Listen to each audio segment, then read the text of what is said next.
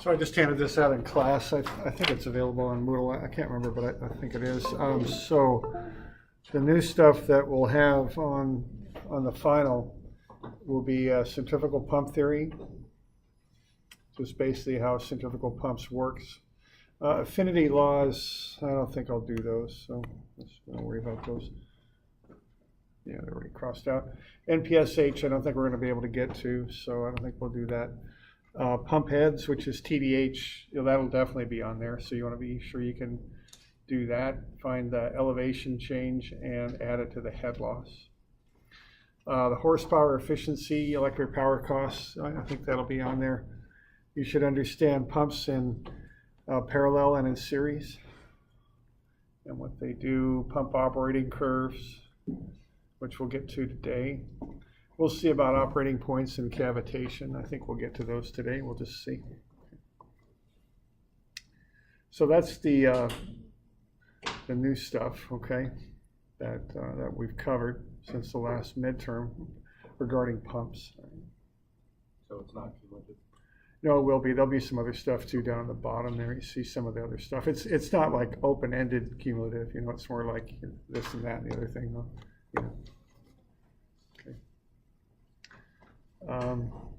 Okay, so you ought to be able to find TDH, the NPSH. I don't think I'll have you doing. Now, if that's on the homework, I think that might have been. You can omit that from the homework where it says find the NPSH. I just don't think we're going to get to it. Okay, horsepower, efficiency, kilowatts, kilowatt hours. That could be on there. Operating pump of a system, we'll have to figure that out. Okay, don't know if we'll get there. I'm sure we'll cover pump curves, so okay. So that's the kind of calculations that are new. And then we'll have the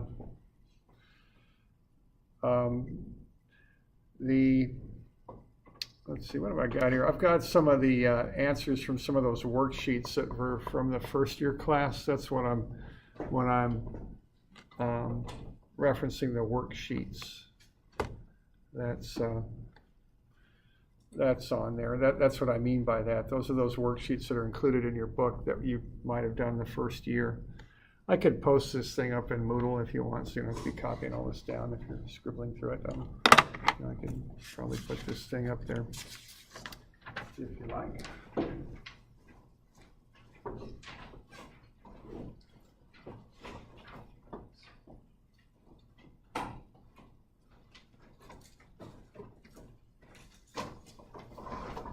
All right, and then the old stuff would be force, which is pressure times area, and then flow rate, which is velocity times area. Open channel flow, I don't think we'll do. We won't get to that, right? All right. So that's kind of the list of stuff that we'll be covering on the final.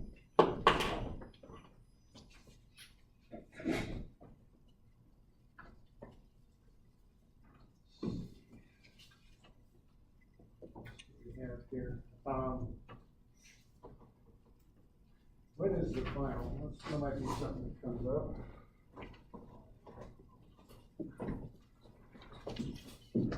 We have a SOAPS meeting.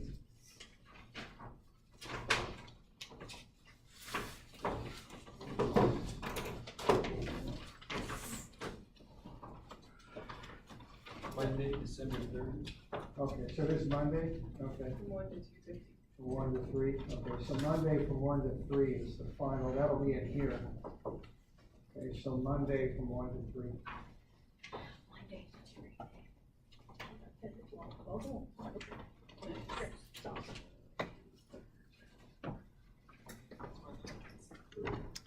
So we're looking at Monday from 1 to 3. Okay. And that'll be in here.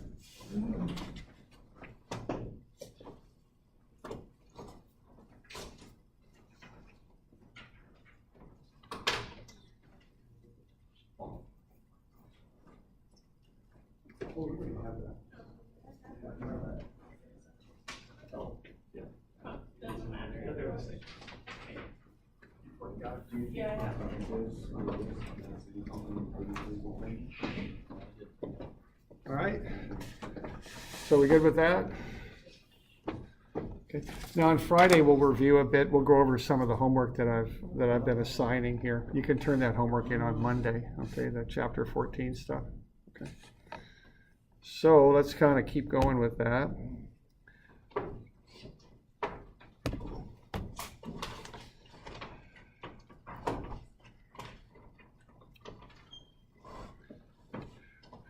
So what we've gone over here with pumps is just basically how, they're set up, how they function. And then we've done some calculations with them. The TDH, as it's called, what that is just a summation of how high you're lifting the water plus the head losses involved in lifting the water. You just add the two together. Pump doesn't know the difference. It's just resistance either way. So you just add those two together in feet. Okay.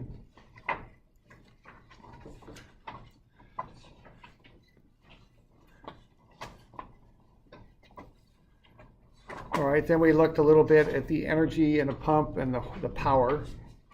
Okay, so power is just flow times head over a constant, which is 3,960. That's what power is. And then we looked at that, and then we looked at applying efficiency to the system there. So generally speaking, we know the water horsepower and we divide by the efficiency to work our way back out, so to speak. So if, in this example here, if we know we require 42 water horsepower and we've got 79% efficiency for the pump and 86 for the motor, you divide by those decimals to get to the horsepower required by the motor. Okay. So if you got water horsepower and you're essentially backing your way out, you divide by the efficiency. Because both the pump and the motor have efficiencies, the power running through them is reduced as it goes through each step of the way. So if you're starting at the water horsepower and working your way back, you want the horsepower to go up each step of the way, so you divide by the efficiency. Okay, that's the idea. All right.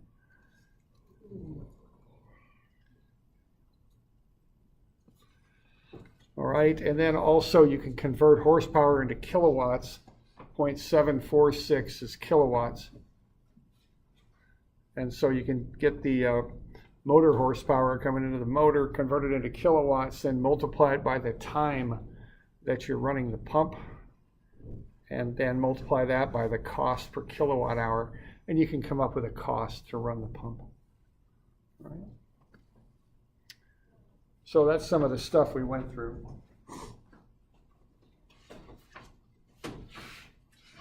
Now, there's another aspect of this stuff that I'd like to look at, and that's reading what are called pump curves, because information about a pump is put onto a curve.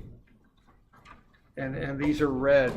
Anytime you have a pump, you get a curve with it, and you can read this to determine how your pump will run in a given condition.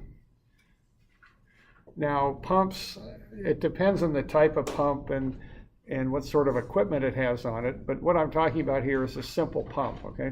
So pumps do not have a gas pedal, so to speak. You just plug them in, you turn them on, and they do what they do. They don't have governors. They don't have an accelerator pedal or anything like that. They just run, okay?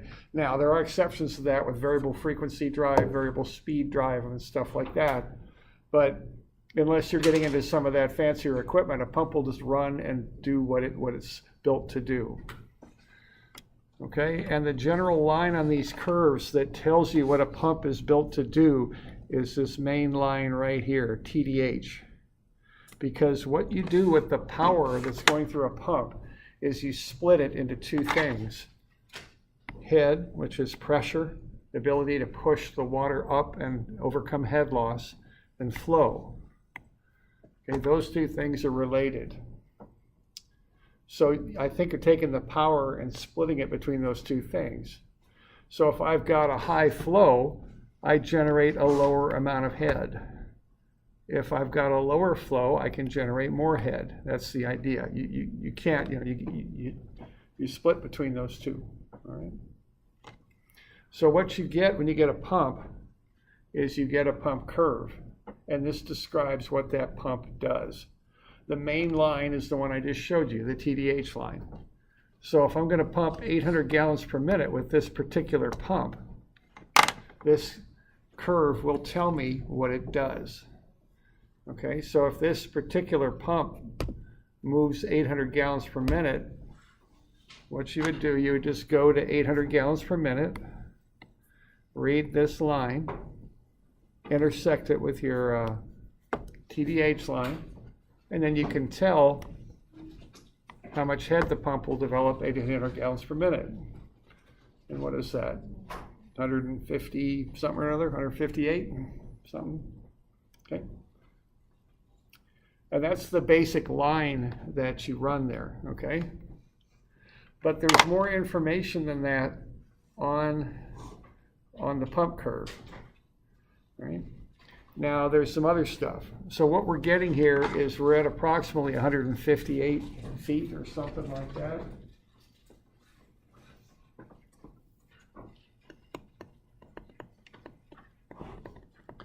Now this thing will tell you some other things too. What it's going to tell us is we're somewhere between 60 and 70% efficient. I would estimate that to be 63 or so, and again, that's just my estimation. That's not a magic number or anything, but I would call that about 63% efficient. What I'm seeing there is I'm greater than 60 and less than 70 on those efficiency lines that run through the curve, okay? Now that's the efficiency of the pump. We're not talking the motor here, just the pump. And then the other thing I'm seeing here is the brake horsepower is somewhere in the order of 40. So this pump is going to require 40 horsepower, or is it?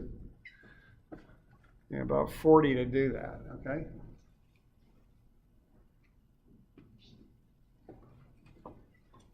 So the brake horsepower, you go for either the total dynamic head, not the brake horsepower number? Well, with the brake horsepower, what you do, you just take the flow and read up until you intersect that curve and then read it. Oh, my bad. There we go. Thank you. My bad. 50. Yeah. 50. Okay. All right. So the brake horsepower is 50. The efficiency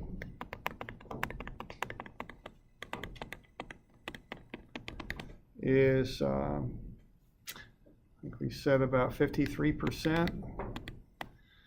And the TDH is 158 feet. Okay.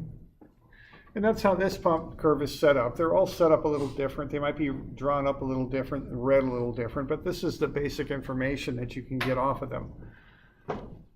Now, how about, why don't you calculate the water horsepower for this pump? What's the horsepower that this thing puts to the water?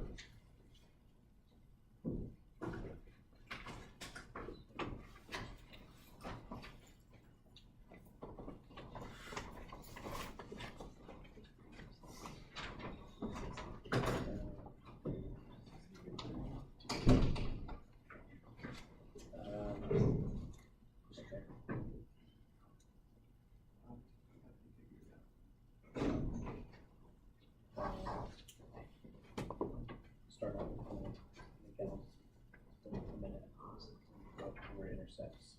So like 1600, 130. So what do we get a chart on the motor? Yeah. Don't have that.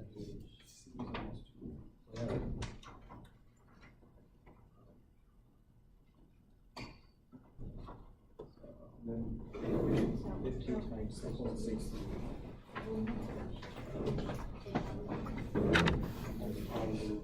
Brake horsepower by the efficiency.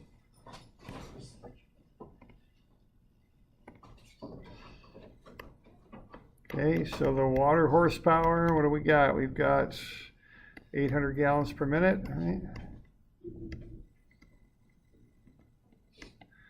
We've got, what do we say, 158 feet of TDH. You divide by 3960, right? See what that comes out to be. So 800 times 158 divide by 3960, about 31.9. Water horsepower, okay.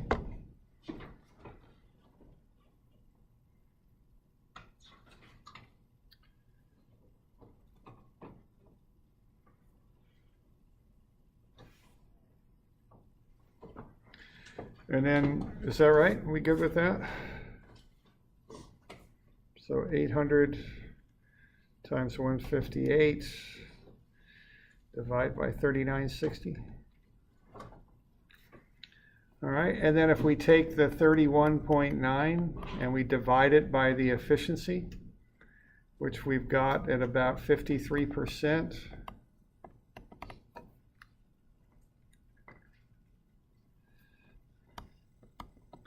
We're getting about 60 brake horsepower, which isn't coming in quite what we pulling off. No, because you actually pulled 63% efficiency on the job. There we go, thank you. I'm having all sorts of problems here again. There we go, 63, so this should be 0.63. There we go. So let's try that again. So 31.9 divided by 0.63. There we go, so that's 50.6. Which reads, confirms pretty well with what we got in the chart. Thanks, okay. All right, so this just has information about pumps contained in a graph that you can just read. So if you got one of these, generally speaking, for a given flow rate, you can get the head, the horsepower, and the efficiency.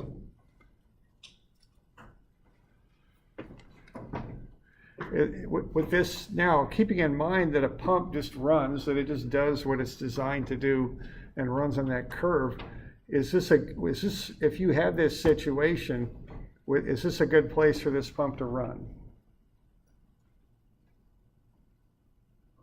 Yeah, efficiency isn't very good, is it?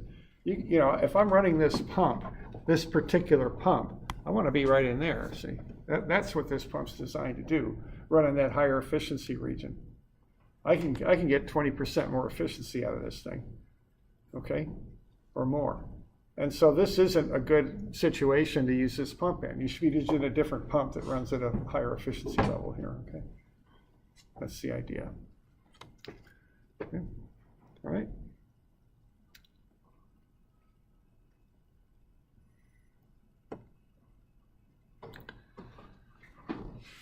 Okay, let's have a look for that static head example that we did. Let's have a look at that. So that's on page 140. So what we got out of that example was we had a flow of 1,300 gallons per minute and a TDH of 139.36. Once you plot that point up, so for 1,300 gallons per minute, about what's your TDH off of this pump curve? Is this pump a good fit for that situation, I guess is what I'm asking.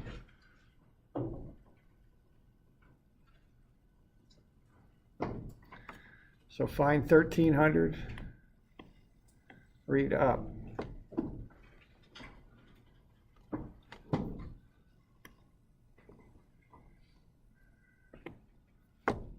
And then read what your TDH is. I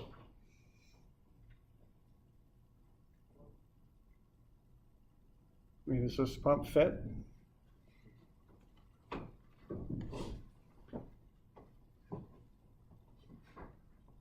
Okay.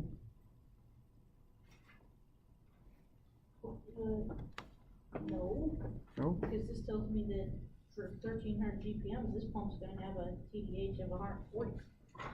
Yeah, we're at 139.4, so, okay.